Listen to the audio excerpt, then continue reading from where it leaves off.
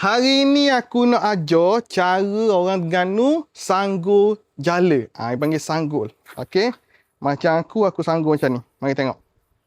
Pegang dekat sini. Gulung macam ni. Masuk bawah gini. Lepas tu letak ibu jari sini. Jadi gini. Ya, ni sanggul cara aku lah. Okey. Okey, ada juga orang Terengganu sanggul macam ni. Pegang gini, dia letak bawah gini. Okey, dia pegang bawah gini.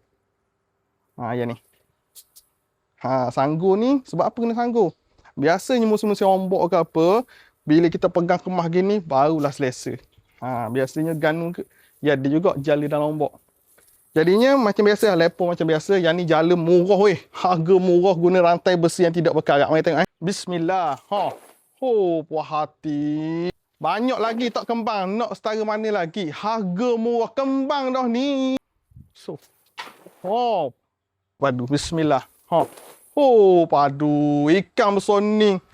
Udang besar mana sangat. Lepas dah ni. Jala murah. Jadinya siapa yang baru nak belajar menjala. Ambil jala murah-murah ni. Nampak tak? Memang padu sangat.